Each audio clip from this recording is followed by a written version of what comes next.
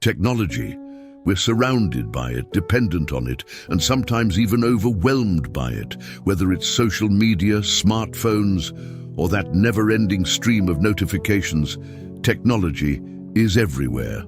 But how does this modern digital world fit with ancient Stoic wisdom? How do we stay sane and grounded in a world that's constantly connected and moving at lightning speed? Think about it. The Stoics lived in a time without the internet, without smartphones, without any of the distractions we face today.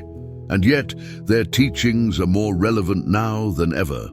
The principles they lived by, like focusing on what's within our control, practicing mindfulness, and living a life of virtue, can guide us through the digital age, just as they guided the Stoics through their own challenges. Today, we're diving deep into how Stoicism can help us navigate the modern digital landscape without losing our minds or our peace. Part 1. The Stoic Principle of Control. Let's kick things off with one of the most fundamental Stoic teachings, the dichotomy of control. If there's one thing the Stoics were crystal clear about, it's this. Focus on what you can control and let go of what you can't. It's simple advice, but in the context of our tech-filled lives, it can be a game changer. Think about it. We can't control the constant updates, the algorithms that decide what we see, or the behavior of others online. The endless stream of notifications, not in our control. The way social media platforms are designed to keep us hooked, also not in our control. But here's the key.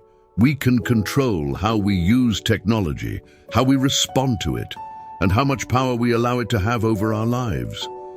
Imagine if, instead of mindlessly scrolling through your feed, you paused and asked yourself, is this serving me, or am I just feeding into the noise? The Stoics would encourage us to be deliberate in our actions, to choose how we spend our time and energy. So the next time you find yourself lost in the digital world, remember that you have the power to choose, to control how you engage with technology rather than letting it control you. Part 2. Social media and the search for validation. Let's dive into a big one, social media. We all know it's a double-edged sword, right? On one hand, it connects us, allows us to share our lives with others, and even brings some joy. But on the other hand, it often drags us into comparison, envy, and a constant search for validation. The Stoics would have seen this as a trap, a distraction from what truly matters. Epictetus, one of the great Stoic philosophers, would remind us that our worth isn't determined by likes, shares, or followers, but by our character and how we live our values. He'd probably tell us that seeking external validation is like chasing shadows. It's fleeting, and it never truly satisfies. Real validation, according to the Stoics, comes from within. It comes from knowing that you're living in accordance with your principles, that you're striving to be the best version of yourself. So next time you find yourself obsessing over a post's performance, remember, your value isn't in the digital applause, but in the integrity with which you live your life.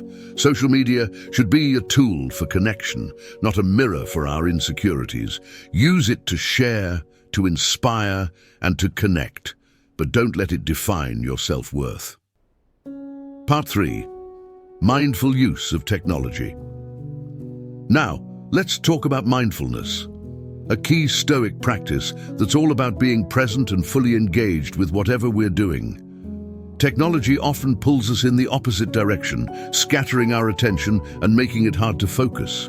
You've probably experienced this, trying to concentrate on a task, only to be pulled away by a buzzing phone or a new email notification.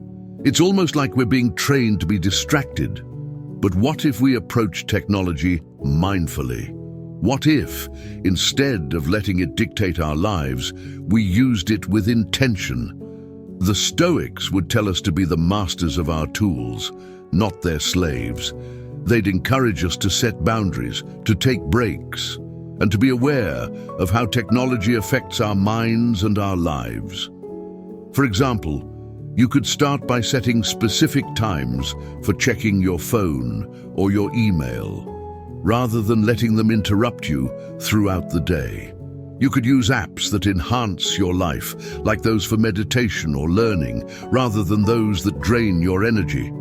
By practicing mindful use of technology, we can reclaim our time and attention, focusing on what truly matters. Part 4. The Art of Digital Minimalism. Another key Stoic principle is simplicity, living with less to focus on more important things like virtue and wisdom. The Stoics believed that by simplifying our lives, we could remove distractions and focus on what truly matters. In today's world, that translates beautifully into digital minimalism. Digital minimalism is about being intentional with our technology use. Instead of being overwhelmed by apps, notifications, and endless content, why not strip it back? The Stoics would encourage us to delete what's unnecessary, to unsubscribe from what doesn't serve us, and to curate our digital space just as we would our physical one. Imagine your phone with only the essential apps, the ones that genuinely add value to your life.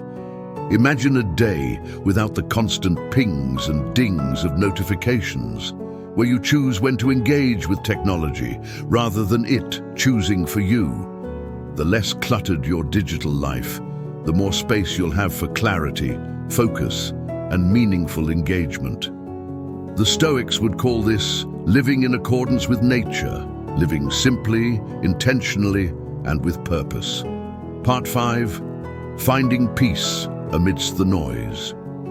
In a world filled with constant noise, literally and figuratively, finding peace can be a challenge. But peace is exactly what Stoicism aims to cultivate. Marcus Aurelius, the Roman emperor and Stoic philosopher, often wrote about finding tranquility within, even amidst chaos. He believed that true peace comes from within, from living in harmony with nature and our own principles. For us, that means creating moments of silence and stillness, even in a hyper-connected world. It might mean turning off your phone, stepping away from your computer, or simply sitting in quiet contemplation. These moments of peace aren't just nice, they're necessary for a balanced, stoic life. Think about how you can create these moments of peace in your own life. Maybe it's a morning routine that involves some quiet reflection before the day's distractions begin. Maybe it's a digital detox on the weekends where you disconnect from the online world and reconnect with the real one. Whatever it is, find what works for you and make it a regular practice. The Stoics would tell us that peace isn't something we find, it's something we cultivate moment by moment. Part 6. Technology as a tool for growth. Now, I don't want you to think that Stoicism is anti-technology. Far from it.